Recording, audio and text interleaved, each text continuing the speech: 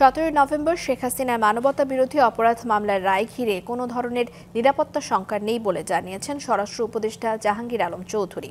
বৃহস্পতিবার সচিবালয়ে সাংবাদিকদের সাথে আলাপকালে তিনি এই মন্তব্য করেন।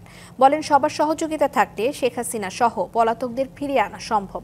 স্বরাষ্ট্র উপদেষ্টা জানিয়েছেন, যে কোনো ধরনের বিশৃঙ্খল পরিস্থিতি তৈরির চেষ্টা করলে তার বিরুদ্ধে ব্যবস্থা নেওয়া হচ্ছে। এছাড়া কার্যক্রম নিষিদ্ধ আওয়ামী লীগের ডাকা ঢাকা লকডাউন কর্মসূচি জনজীবনে কোনো প্রভাব পড়েনি বলেও মন্তব্য করেন তিনি।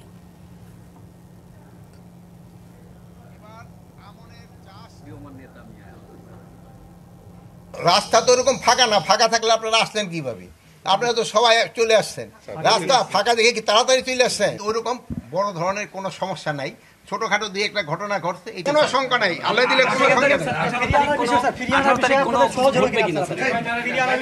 আপনাকে সবাই সহযোগিতা থাকলে অবশ্যই সহজ হবে।